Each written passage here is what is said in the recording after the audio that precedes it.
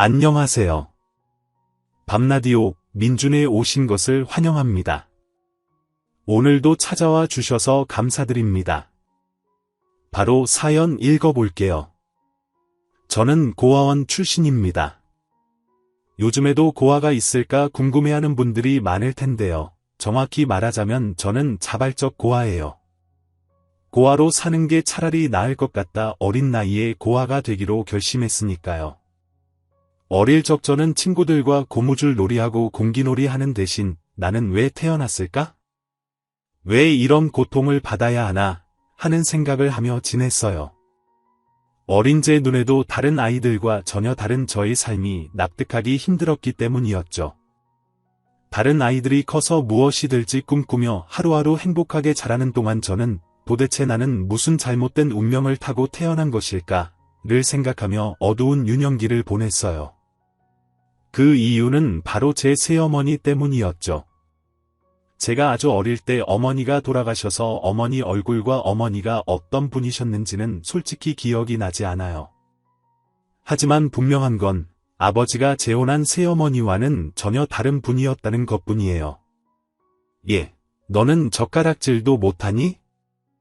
이리 와서 젓가락질 다 배울 때까지 벌써고 있어. 제 어린 시절은 온통 새어머니에게 혼나는 나날로 가득 찼어요. 젓가락질을 못해서, 밤에 이불에 오줌을 싸서, 심부름을 제대로 못해서 저는 늘 혼나는 아이였어요. 새어머니는 방법을 가르쳐주는 대신 눈치껏 스스로 다 익힐 때까지 혼을 내고 벌을 주었어요. 저는 뭔가 주어진 미션을 잘 해내야만 그 집에서 지낼 수 있는 존재였죠. 아빠가 오랜만에 집에 왔지. 우리 딸, 이거 먹어봐. 내가 좋아하는 치킨 사왔어. 새어머니가 저에게 유독 엄격했던 것은 아버지 때문이기도 했어요. 아버지는 새어머니가 데려온 제 또래의 딸과 잘 친해지지 못하는 무뚝뚝한 성격이셨고, 그래서 저만 챙기는 것처럼 느낀 새어머니는 늘 불만이셨죠. 아니, 우리도 치킨 좋아하는데 당신은 꼭 자기 딸만 챙기더라. 아, 나 섭섭해지려 해요. 그래도 아버지 앞에서는 티를 내지 않았어요. 당시 아버지가 작은 사업을 하느라 무척 바빴는데 아버지가 안 계신 동안 저에게 교육한답시고 엄하게 굴었죠. 아버지가 계실 때는 혹시 제가 불만을 털어놓을까봐 단둘이 절대 잊지 않도록 자기 딸을 꼭 끼게 하는 등 나름의 방법을 썼어요. 야, 우리 엄마가 그러는데 넌 이제 찬밥 신세래. 엄마 없는 애들이 세상에서 제일 불쌍한 거라던데. 그러니까 넌 이제 내 부하야. 우리 집에서 계속 살고 싶으면 내가 하는 말은 무조건 다 들어야, 알았어? 나이도 만만치 않은 성격이어서 사사건건 저를 괴롭히는 통에 정말 집이 싫었어요. 어디서 못된 것만 배워서 미운 집만 골라 하는 파지 같은 아이였죠. 한 번은 아무도 모르게 제 가방에 자기 필통을 넣고 제가 훔쳐갔다고 이르는 바람에 아버지한테 크게 혼이 난 적도 있었어요. 작은 악마 같은 그 아이가 새어머니보다 미울 때가 많았죠. 그런 생활이 계속되다 보니 집이 아니라면 어디든 상관없을 거라는 생각이 제 유일한 소원이었어요. 오늘 내가 일이 있어서 못 데려가니까 둘이서 손 꼭 붙잡고 집에 잘 와야 돼, 알았지? 자, 올 때 맛있는 거 사 먹고 조심해서 와. 어느 날 집에서 5분 거리의 학교를 매일 데려다주고 데리러 오던 새어머니가 일이 있어서 못 온다는 날이 있었어요. 낯선 동네로 이사와서 딸의 등하교를 돕는 것인데 아버지는 헌신적인 새어머니의 모습을 참 좋게 보셨어요. 그래서 새어머니는 그 역할을 열심히 했죠. 정말 싫었지만 엄마 자리를 완벽히 차지한 새어머니를 어린 제가 바꿀 수는 없는 노릇이었어요. 그런데 그날은 데리러 못 온다고 해서 얼마나 기뻤는지 몰라요. 그래서 저 나름대로 앙큼한 계획을 세웠죠. 엄마가 준 돈으로 우리 아이스크림 사 먹을래? 저 큰 길에 큰 마트 있잖아. 거기로 가자. 새어머니의 딸은 모르는 길을 가기 싫어했지만 TV 광고에서만 보던 회오리바가 있다고 하니 금세 따라 나섰어요. 그리고 그 아이가 정신을 못 차리는 사이에 저 혼자 마트를 빠져나왔어요. 집에서 멀지 않은 곳이니 어른들의 도움을 받아 쉽게 집을 찾을 수 있을 것 같다 걱정은 없었죠. 작은 두 발로 정신없이 뛰고 또 뛰었어요. 그 아이가 곧 집으로 가 새어머니에게 이르면 금방 어른들이 찾으러 올 테니까요. 큰 길을 따라 정처 없이 걷다가 산을 넘고 냇가를 건너다 보니 어둑어둑한 저녁이 되자 배고프고 다리가 아파 길에 주저앉고 말았어요. 그때 누군가 저를 발견해 신고했고 눈을 떠보니 경찰서였어요. 경찰 아저씨가 집이 어디냐고 아버지 이름이 뭐냐고 물었지만 저는 끝까지 말을 안 하고 버텼어요. 결국 저는 신원 미상으로 보호소를 거쳐 보육원으로 보내졌어요. 사실 그 당시 집 주소와 전화번호를 정확히 기억하고 있었어요. 그걸 말하면 바로 집으로 돌아가야 했기 때문에 전 아무 말도 하지 않은 것뿐이었어요. 손에 쥔 거 목걸이니? 내가 깨끗이 닦아줄 테니까 이리 줘. 너무 꽉 쥐고 있으면 손 아프잖아. 그때 저는 손에 목걸이를 꼭 쥐고 있었어요. 집에서 가져온 건데 엄마가 생전에 차시던 목걸이였죠.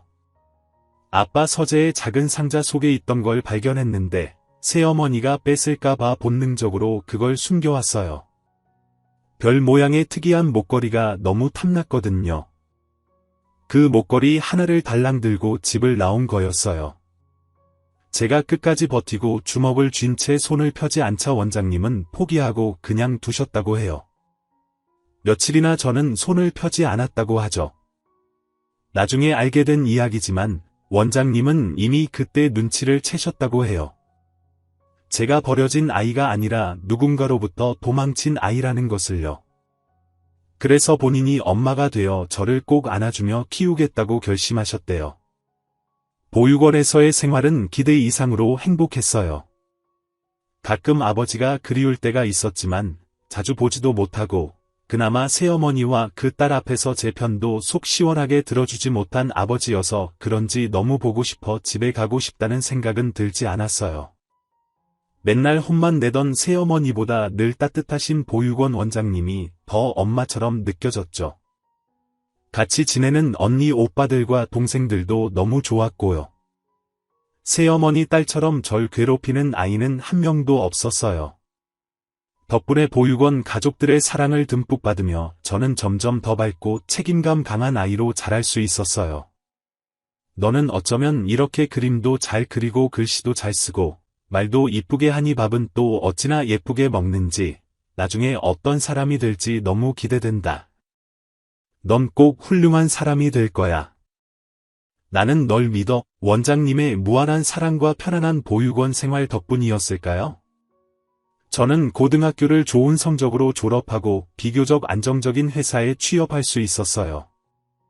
이거 잘못된 건가요? 비상연락망에 집 주소가 없네요. 이게 왜 그런 거죠? 그건 솔직히 말씀드리겠습니다. 저는 지금까지 많은 분들의 도움으로 자라왔습니다. 저를 낳거나 저와 피와 섞인 것도 아닌데 물심양면으로 저를 키워내신 분들이에요. 그분들에게 비상 상황에까지 연락을 드리며 더 이상 폐를 끼치고 싶지는 않습니다. 지금은 혼자이고 아직 지낼 곳을 찾지 못해 주소를 적지 못했습니다. 만약 이 회사에 입사하게 된다면 그때 제 주소가 정해지게 될 것 같습니다. 제 새로운 미래도 마찬가지로요. 대단한 꿈이 있던 것도 아니고 그저 내 한 몸 먹고 살 든든한 직장이 필요했기에 고만고만한 회사 여러 대 서류를 넣었는데 면접 때마다 왜 주소가 없냐는 질문을 받았어요. 그 중에서 단 한 곳에서만 질문에 대한 저의 답변에 진심으로 공감해주고 긍정적인 평가를 해주었는데 그곳이 바로 지금 다니는 저희 회사였죠. 나중에 다 들키고 곤란해지는 일을 미리 다 털어놓고 시작하자는 의미로 솔직하게 대답했는데 면접관분들은 제 대답을 듣고 가만히 고개를 끄덕이더니 이런 말씀을 해주셨어요. 그래요. 이제 우리 회사에 다니면서 소중한 사람들을 얻었으면 좋겠네요. 그렇게 면접에 합격한 날, 원장님은 저를 부둥켜 안으시면서 우셨어요. 제가 너무 기특하고 예쁘다며 몇 번이고 얼굴을 쓰다듬고 어깨를 두드려 주셨어요. 이제 겨우 취직한 건데 훌륭한 사람이 되겠다. 보육원의 자랑이 되겠다는 말씀은 못 드려요. 당분간은 제 앞가림하기도 버거울 것 같으니까요. 하지만 이거 하나는 꼭 약속하고 떠날게요. 여기 아이들이 매일 간식으로 먹는 빵 하나, 그림 그릴 때 쓰는 색연필 하나까지 모두 후원품이라는 거 알아요. 어릴 때는 보육원이니까 당연히 그렇겠지 했는데 커서 제 인생을 책임질 나이가 되다 보니까 그런 것들이 아무나 할 수 없는 일이라는 걸 알게 됐어요. 저를 키워주신 것에 보답하기 위해서라도 제가 번 돈 일부는 꼭 돌려드리고 싶어요. 이제 제가 후원자가 되고 싶어요. 아주 작은 후원자이겠지만요. 원장님은 뜨거운 눈물을 흘리며 제 손을 꼭 잡아주셨어요. 그리고 겉옷 안주머니에 조심스럽게 간직하고 있던 봉투를 내미셨어요. 그래, 나는 네가 꼭 그렇게 되리란 걸 믿는다. 그런데 지금은 월급 받기 전이잖니. 아직까지는 도움받아도 된다. 이거 가져가서 꼭 따뜻한 물 나오고 깨끗한 방 얻어라. 많지는 않아서 미안해. 그래도 내가 사비로 마련한 거니까 엄마가 주는 삼짓돈이다 생각하고 편하게 써. 대체 얼마간 모으고 얼마나 간직하고 계셨는지 꼬깃꼬깃해진 봉투를 보니 눈물이 왈칵 쏟아졌어요. 너무 감사해서 꼭 이 은혜를 보답하겠다는 생각으로 보육원을 떠났죠. 보육원에 들어올 때는 목걸이 하나뿐이었지만 나올 때는 목걸이와 원장님이 건네주신 봉투 그리고 그곳에서 함께한 아름다운 추억들과 함께 든든하게 나올 수 있었어요. 원장님이 주신 돈과 학교 다니면서 틈틈이 아르바이트해서 모은 돈을 더해 고시원에 들어갈 수 있었어요. 원장님 덕분에 깔끔하고 그리 좁지 않은 여성용 고시원의 방을 얻을 수 있었죠.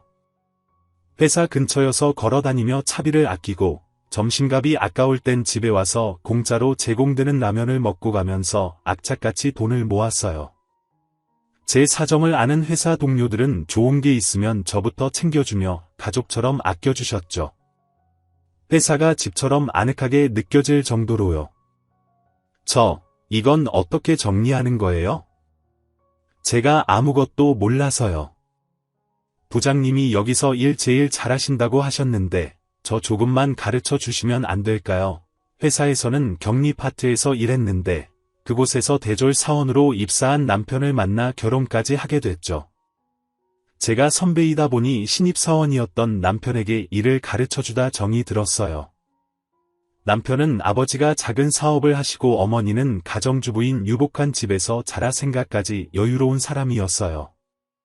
처음 인사를 드리러 가는 날에도 혹시 시댁에서 반대하실까 걱정하는 저를 보며 남편은 전혀 걱정할 일 아니라고 여유를 부렸죠. 우리 부모님 그렇게 꽉 막히신 분들 아니야. 오히려 돌봐줄 딸내미 생겨서 좋아하실걸. 걱정 마, 안 잡아먹어. 반대하면 깔끔하게 헤어지자는 마음으로 독하게 인사를 드리러 갔는데 마당까지 있는 예쁜 2층 집에서 상냥한 미소로 뛰어나오시는 어머니를 보자 독한 마음이 눈 녹듯 사라졌어요.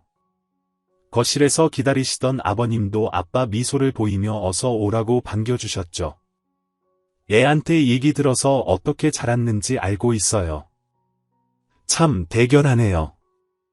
이렇게 훌륭하게 잘 자랐으니 키워주신 분들도 참 자랑스러우시겠어요. 그래서 말인데 처음 만난 자리에서 좀 부담스러울 수도 있는데 우리를 그냥 엄마 아빠라 생각해줘요. 우리는 딸 하나 가져본 게 소원이었던 사람들이니까. 아들만 둘이라 얼마나 퍽퍽했겠어요. 물론 그렇다고 우리 아들이 못난 건 아니에요. 오해 말아요. 이렇게 참한 아가씨를 데려온 걸 보면 나 닮아서 안목 하나는 끝내주는 거 아니겠어요? 그동안 남편이 왜 그렇게 여유를 부렸는지 그제야 알게 됐어요. 시부모님은 세상에 없는 따스한 분들이었어요. 이렇게 예쁜 집에 이렇게 따뜻한 분들과 함께 살 수 있다니 그동안 힘겨웠던 제 인생이 한순간에 보상받는 기분이었죠. 그렇게 저는 결혼을 했고 시부모님과 함께 살게 됐어요. 어머니가 도와주셔서 다니던 회사도 계속 다니고 보육원에 조금씩 후원도 이어갈 수 있었죠. 모든 게 꿈만 같았어요. 시부모님은 정말 딸처럼 저를 대해주셨고 때로는 저도 정말 시부모님이 친부모처럼 느껴졌어요. 속이 깊은 남편도 항상 제 빈자리를 채워주려고 노력했죠. 자, 결혼 선물. 자기가 제일 소중하게 생각하는 그 목걸이, 내가 깨끗이 다시 다듬어 달라고 했어. 자기가 끝까지 사랑했지만 그래도 결혼 예물인데 다이아 하나는 박아야 할 것 같아서 가운데 다이아도 넣어봤어. 내 성이니까 꼭 받아줘. 사랑해. 저는 아무것도 해준 게 없는데 남편은 엄마가 남긴 목걸이를 가공하고 다이아몬드까지 넣어서 선물했죠. 저는 그 소중한 목걸이를 평생 걸고 있겠다고 다짐했어요. 돌아가신 엄마, 그리고 사랑하는 남편을 생각하면서요. 이뿐만이 아니었어요. 남편은 보육원에 결혼 기념으로 냉장고랑 세탁기도 보내고 원장님께 가서 잘 키워주셔서 감사하다고 절까지 하고 오면서 저에게 감동을 주었어요. 저한테 어떤 게 가장 의미 있는 것인지, 어떤 것을 제가 가장 소중하게 생각하는지 너무도 잘 아는 사람이었죠. 그래서 더 고마웠어요. 결국 입사 당시 면접 때 면접관님께서 말씀하신 대로 저는 회사에 다니면서 소중한 사람들을 얻게 된 것이었어요. 어릴 적 어두웠던 기억을 모두 잊고 완전히 새로워졌고, 새로운 삶이 너무나 달콤해서 항상 감사하는 마음으로 살게 되었죠. 그녀를 만나기 전까지는요. 아니 근데 여기 사무실이 왜 이렇게 칙칙해? 주말에 인테리어 새로 가능해요? 책상도 너무 낡았던데. 아, 그리고 김사원 말이야. 고졸 사원이죠? 스타킹 올이 다 나간 것도 모르고 아까 회장님까지 계신 회의실에 들어왔더라고. 여기 사원 자기 관리 수준이 왜 이래요? 아주 기대이하네요. 제가 그토록 소중하게 생각했던 회사에 처음으로 사직서를 쓰고 싶은 생각이 든 건 바로 새로운 팀장님 때문이었어요. 입만 열면 날카로운 말이 날아가고 지나만 가면 시베리아 혹한이 몰아치는 공포의 상사였죠. 특히 고졸 사원들을 대놓고 무시했는데 나가라고 하는 말보다 더 무섭게 소문을 만들고 이미지를 추락시켜서 스스로 못 견디고 떠나게 만드는 질이 안 좋은 상사였어요. 참, 고아라고 하던데 맞아요? 요즘도 고아가 있나? 전쟁통도 아니고 그럼 고아라서 우리 회사 들어온 거예요? 사회적 배려 대상자 뭐 그런 거? 입사할 때도 그런 게 있는 줄 몰랐네. 그럼 일종의 낙하산인 거잖아. 부모 없는 게 백이라니. 어디 부모 있는 사람은 서러워서 살겠어. 이런 걸 회의실에서 사원들 앉혀놓고 농담이라고 짓거리는 팀장은 사람을 말로 죽이는 타입의 인간이었어요. 그 어떤 시련도 꿋꿋이 버텨왔던 저도 점점 지쳐가기 시작했죠. 어떻게 이런 사람이 우리 회사에 스카우트 될 수 있었을까 의심이 되고 회사에 대한 신뢰까지 무너지고 있었어요. 너무 신경 쓰지 마. 지나가는 개가 짖는다 생각하면 아무것도 아니야. 그런 사람 어디에나 있어. 우리 회사나 되니까 지금까지 없었던 거지. 이 하나는 잘하나 봐. 자리가 비워서 급하게 데려오다 보니까 어떻게 그런 사람이 걸린 거지? 뭐 스트레스 풀어. 이제는 남편의 다정한 말도 전혀 위로가 되지 않았어요. 남편은 당한 게 별로 없어서 그런 말을 할 수 있는 거라고 생각했죠. 너무 당황해서 가슴에 구멍이 뻥 뚫린 사람 심정을 어떻게 알겠어요? 아무리 부부라고 해도 말이죠. 그래도 그런 이유로 회사를 그만둘 순 없기에 참고 또 참으며 회사 생활을 이어갔어요. 그러던 어느 날 팀장이 곧 결혼을 한다는 소식이 들려왔고 도련님도 주말에 집으로 결혼할 여자를 데려오겠다고 말했어요. 타이밍이 좀 절묘했지만 연결고리가 있을 거라곤 상상조차 하지 않았죠. 하지만 결국 최악의 상황이 펼쳐지고 말았어요. 글쎄 도련님이 결혼한다고 데려온 여자가 바로 팀장이었던 거예요. 도련님과 손을 잡고 집으로 들어오는 팀장을 보자. 남편은 너무 놀라 의자에서 넘어지기까지 했어요. 저는 팀장의 얼굴을 본 순간 어머니를 도와 준비하던 잡채를 모두 땅에 쏟아버리고 말았죠. 평소 침착한 성격의 저희 부부가 그런 놀라는 모습을 보이자 어머님 아버님이 더 놀라신 것 같았어요. 한마디로 아수라장이었죠. 어머, 두 분만이 놀라셨나 봐요. 사실 그러실 만도 하죠. 제가 공과 사를 칼같이 구분하는 성격이라 진작 알고 있었는데 회사에서는 아는 체를 못했어요. 이게 얼마나 큰 인연이에요. 제가 아주버님 형님과 한 직장에서 그것도 한 부서에서 일하게 될 줄 누가 알았겠어요? 사실 그 회사 다니신다는 말 듣고 제가 헤드원터한테 부탁해서 경력직 지원한 거예요. 가족끼리 함께하면 든든하고 너무 좋잖아요. 그렇죠, 아버님, 어머님, 팀장님. 아니, 동서는 제가 도련님의 형수이고 남편이 형님이라는 걸 이미 알고 있었어요. 그걸 알고 저희 회사에 들어오고 그걸 알면서도 저한테 그런 행동을 한 것이었죠. 손이 동서를 기선제압하기 위해서였는지, 집 안에서 제 위치를 내려놓고 싶었는지 그 이유에 대해서는 알고 싶지도 않았어요. 그저 제가 가진 상식으로는 도저히 이해 못할 사람 평생 안 만나고 살았으면 좋았을 텐데, 운명의 장난으로 만난 사람이라는 생각밖에 들지 않았죠. 마치 어릴 적 새어머니의 딸처럼 말이에요. 너 1학년 3반이지 나도 너희 학교 다녀나 너 전부터 알고 있었어. 엄마한테 제 공부도 못하고 엄마 없다고 놀림당한다고 했더니 불쌍한 애라고 봐주라고 했어. 엄마가 너희 아빠랑 결혼하면 더 불쌍해지니까 그냥 내버려 두라고. 내가 보기에도 내가 좀 불쌍해 보여서 아는 척 안 했어. 이제 우리 같이 사는 거니까 잘 지내보자. 그 엄마의 그 딸이라더니 이미 저의 존재와 저희 집 사정을 알고 접근한 새어머니와 그 딸이 떠오르면서 동서의 얼굴이 마치 그 아이처럼 보이기 시작했어요. 오랫동안 겨우 아문 상처가 다시 터져버렸고 불안과 공포, 미움과 분노의 마음이 저를 괴롭혔죠. 그들을 겨우 피해 새 인생을 찾았는데 운명의 도돌이표가 저를 지옥 속으로 몰고 가는 기분이었어요. 마음에서 반기를 들었지만 저와 남편은 어떤 의견도 없이 도련님과 동서의 결혼을 지켜봐야만 했어요. 결혼식을 올리기도 전에 이미 혼인신고까지 마친 터라 되돌리기엔 너무 늦었기 때문이었죠. 그럴 명분도 힘도 없었고요. 그렇게 결혼을 한 후 새어머니와 딸처럼 동서는 본격적으로 가시던 불을 세워 저를 옭아맞기 시작했어요. 집에서는 시부모님이 안 보실 때만 회사에서는 근무시간 내내 저를 부려먹고 무시하기 일쑤였죠. 부서 직원 모두가 결혼식 때 참석해 저희가 가족 관계라는 걸 다 아는데도 말이에요. 우리가 회사에서는 엄연한 팀장 상원 관계인 건 알죠. 상황 관계 명심하라는 이야기를 하고 있는 거예요. 알아들었어요. 회사 사람들 눈치채지 않게 팀장 대우 깎듯이 잘해줬으면 좋겠고 공과 사 제대로 구분해서 처신해줘요. 그럼 난 점심 약속이 있어서 나가봐야 되니까 내 자리에서 백 좀 갖다 줘. 아우 빨리 가방 가져다 달라는 심부름은 기본이었고 사원들이 지켜보는 앞에서 커피 심부름을 시키고 복사를 해오라는 등 동서는 저에게 온갖 허드렛 일을 시켰어요. 남편은 물론 이제 막 입사한 막내 사원들까지 민망할 정도였죠. 저도 부당하다고 여기지 않는 건 아니에요.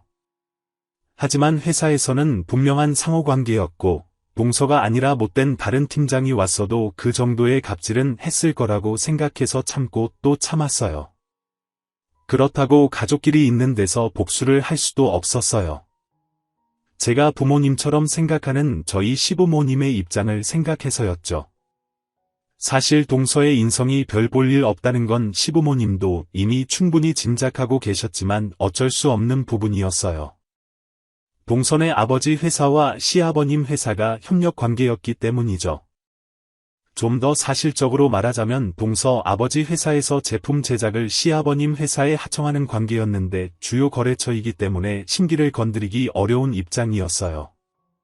동서와 도련님이 유학 시절 만나 알고 지내다가 한국에 들어와 다시 만나 연인 관계로 발전하고 초스피드로 결혼까지 한 거였는데 도련님 사업 역시 아버님 동서 아버지 사업과 얽혀 있기 때문에 복잡한 함수 관계에 의해 이 결혼은 유지되어야 모두가 윈윈하는 상황이었죠.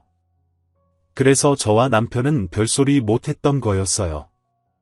저기 지금 특별히 중요한 일 하고 있는 거 없죠? 나 연간 계획안 발표했잖아요. 그거 나 대신할 수 있겠어요? 네, 그건 팀장님 중요 업무인데 제가 어떻게 내가 좀 바빠서 그래요? 아, 우리 팀 업무는 내가 다 하고 있잖아. 다들 능력들이 달리니까 할 일도 많은데 그것도 하려니까 내가 이 손목이 다 시큰거려서 병원에 가봐야 할 지경이에요. 그래서 좀 도와달라는데 불만 있어요. 팀장 회의 때 각 팀에서 연간 계획안을 발표하는 건 매우 중요한 연례 행사인데 그걸 저 같은 사원에게 맡기는 게 납득이 가지 않았어요. 하다 이젠 자기 고유 업무까지 저한테 맡기는 게 참기 어려웠죠. 그래서 이번엔 할 말을 해보기로 했어요. 저 팀장님이 무엇을 시키든 제가 하는 게 맞고 쭉 그렇게 해왔는데요. 이건 좀 아닌 것 같아서요. 팀 연관 계획이라는 게 회장님 결재까지 이루어져야 되는 중요 보고인데 그걸 제가 어떻게 할 수 있겠어요? 저도 도와드리고 싶지만 이건 제 영역이 아닌 것 같습니다. 뭐요? 지금 나한테 발톱 세우는 거예요. 내가 퇴근 시간 다 되어간데 일 시켰다고 하니 지금 누구 앞에서 이건 아닌 것 같네. 영역이 어쩌네 하면서 토를 달아요. 내가 이런 얘기까지는 안 하려고 그랬는데 아버님 사업 지금 위기인 건 알고 있어요. 그래서 우리 집에서 손절하면 큰일 난다는 것도 솔직히 고아라 시댁 지원 사격해줄 친정도 없잖아요. 나한테 이러면 안 될 텐데 고아가 신분 상승에 시집 잘 갔으면 눈치껏 행동해야 하는 게 있지 아닌가. 세상 열정을 모르는 거야. 아니 무식한 거야. 암튼 잔말 말고 다 되면 내 자리로 갖다 놔요. 저기요. 매번 공과사 구분하라고 그렇게 강조하시는 분이 여기서 집안 얘기는 왜 하시는 거죠?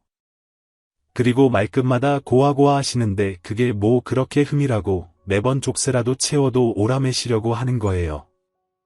저도 가족들 생각해서 참을 만큼 참았어요. 이렇게 말도 안 되는 논리로 저한테 갑질하시면 저도 더 이상 참지 않겠습니다. 이거는 못 들은 걸로 하겠습니다. 그럼 그리고 팀장실을 나가려는데 분노에 찬 동서가 저를 향해 갑자기 책상 위에 있던 화장품 파우치를 던지더라고요. 야, 지금 뭐라고 했어? 내가 남편 형수라고 사람 대접해줬더니 네가 진짜 사람인 줄 알아? 잘 풀려서 며느리지 식모나 다름없이 살 뻔한 주제에 뭐가 어쩌고 어째 좋아? 네가 그렇게 나온다면 내가 당장 할 일 제대로 줄게. 잠깐 거기 나가지 말고 서 있어. 잠깐만. 저기 가습기 있지. 사무실에 있는 모든 가습기 물 다 채워와. 당장. 정말 어이가 없었어요. 매일 발로 차며 놀던 동네 똥개가 날카로운 이빨을 드러내자 겨우 찾아낸 방어막이 가습기 물을 채우느라는 것이라니 참 한심하고 딱하기도 해서 저도 모르게 헛웃음이 나오더군요. 이게 웃어. 내 말이 말 같지 않아. 야, 너 지금 웃었니?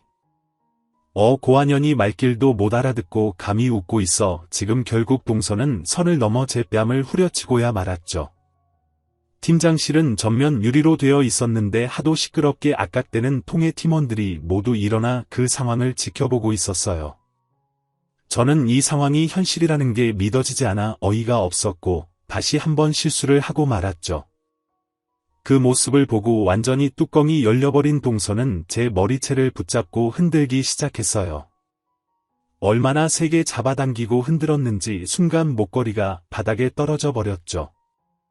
어릴 적 집에서 도망 나올 때 가지고 나온 유일한 엄마의 물건이면서 사랑하는 남편이 제게 선물해준 그 소중한 목걸이를요. 이제는 제가 뚜껑이 열려 동서를 밀쳐버리고 목걸이를 찾느라 정신이 없었어요. 동서고 회사고 뭐고 저에게는 그 목걸이가 가장 중요했으니까요. 그때 그 아수라장 같은 사무실에 남편이 달려들어왔어요. 남편은 다른 부서와 회의 중이었는데 상황이 심각한 것 같자 팀원 중 하나가 남편에게 전화를 한 모양이었어요.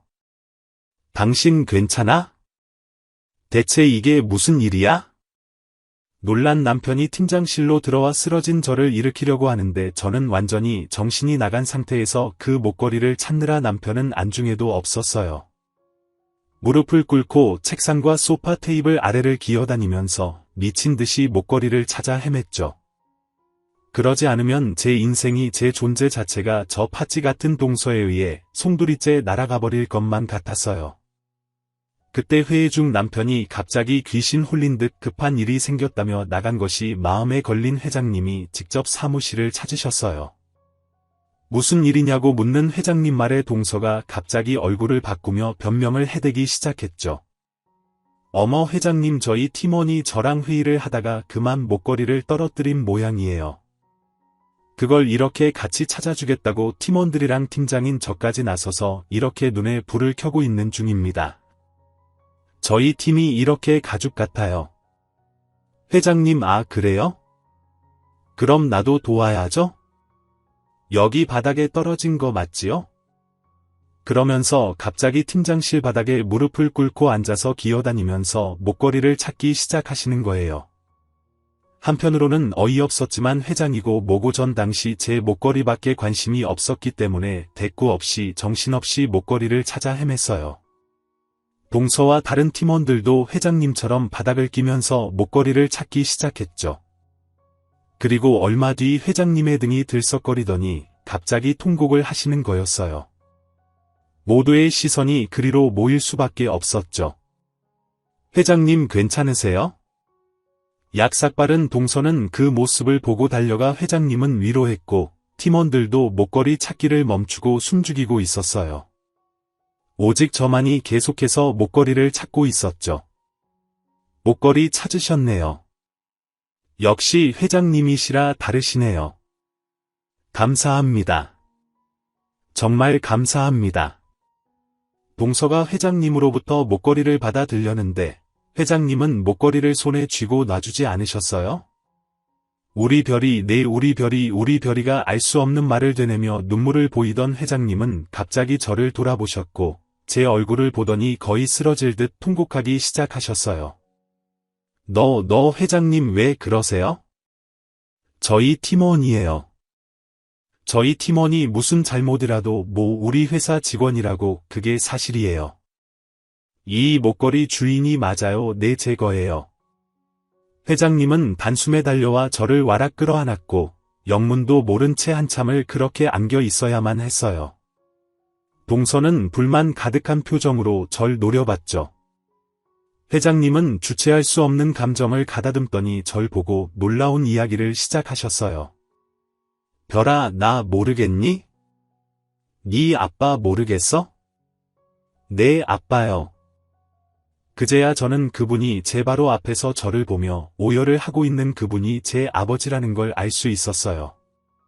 하도 어린 시절이고 아버지는 늘 바쁘셨기 때문에 얼굴도 잊고 살았는데 이렇게 번듯한 회장님이 되신 데다 고생을 많이 하셨는지 머리가 하얗게 새셔서 제가 못 알아봤던 거였어요.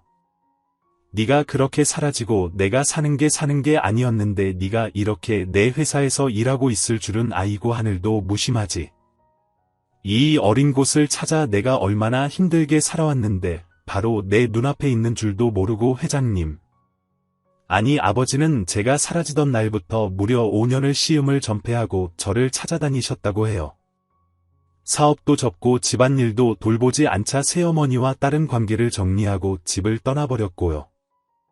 단서라고는 아버지가 서재에 고이 간직해둔 엄마의 목걸이가 사라졌다는 것뿐이어서 목걸이를 가진 아이를 전국 곳곳으로 찾아다녔지만 결국 찾지 못하셨다고 해요.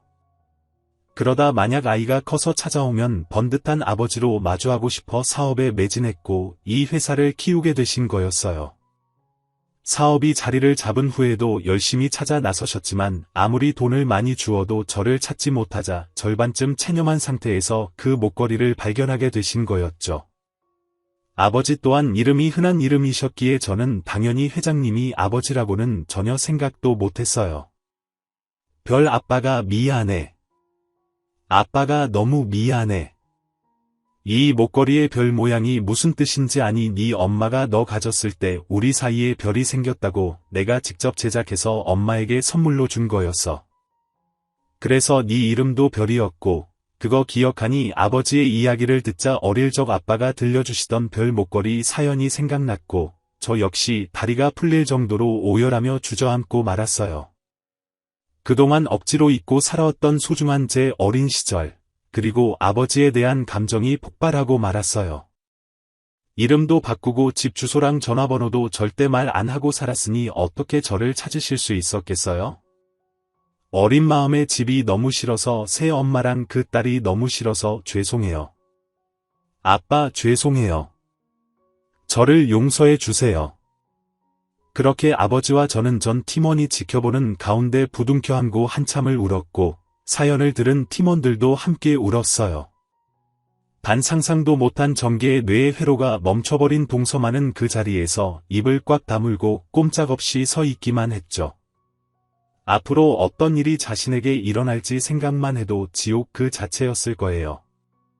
이 소식은 곧 회사 안으로 퍼졌고 아버지가 저를 찾아 헤맸던 사실을 알고 있던 임원들은 직접 저에게 찾아와 그동안의 사연을 들으며 격려와 용기를 주셨어요.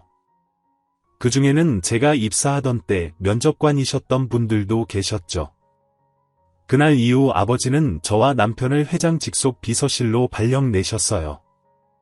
사내 방송을 통해서 솔직한 마음을 밝히며 전 직원의 박수까지 받으시면서 말이죠.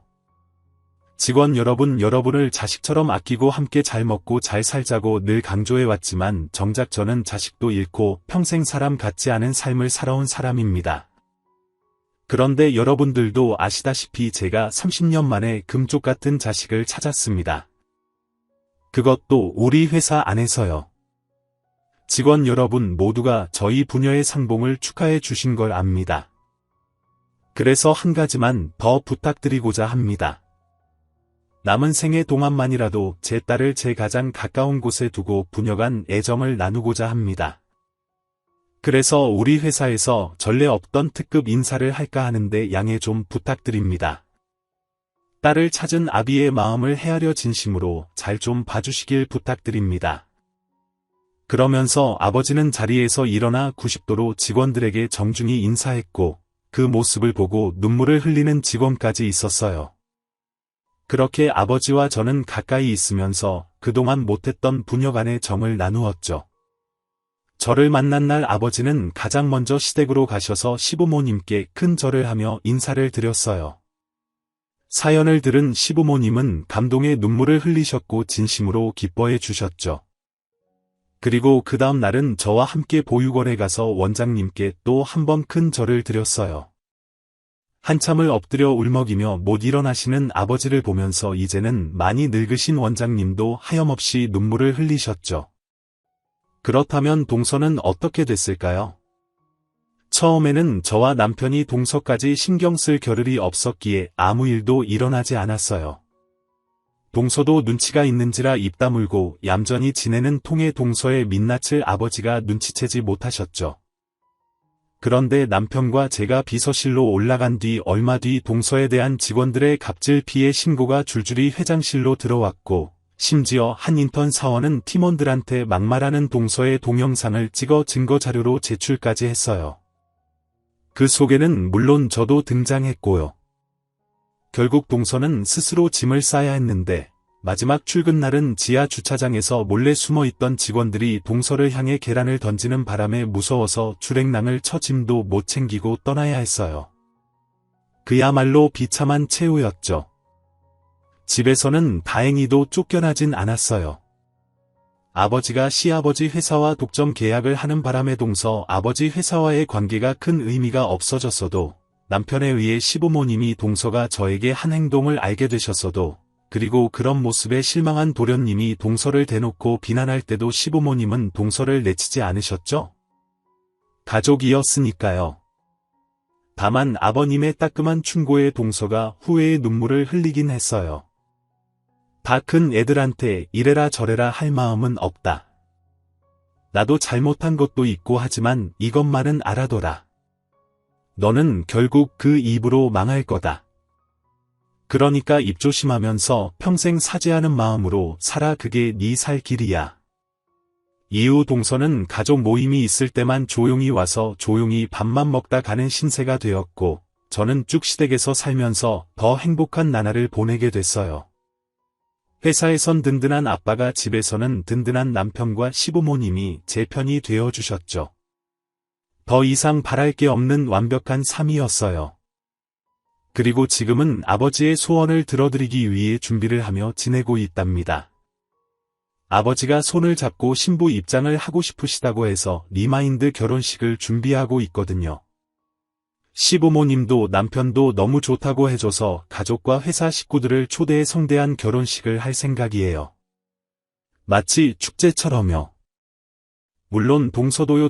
그 축제 같은 결혼식에서 어떤 표정을 짓고 앉아 있을지 벌써부터 기대되네요. 한때는 제가 태어난 것 자체가 잘못된 것처럼 느껴졌는데 이젠 제가 이 세상에 왜 태어났는지를 하루하루 실감하며 살아가고 있어요. 저를 아끼고 사랑해준 모든 분께 보답하면서 더 멋진 삶을 살아보겠습니다. 제 이야기 들어주셔서 감사하고요. 모두들 행복하세요. 지금까지 커피 앤톡이었습니다. 오늘도 끝까지 함께해 주셔서 감사하고요. 다음 영상으로 또 찾아뵙겠습니다.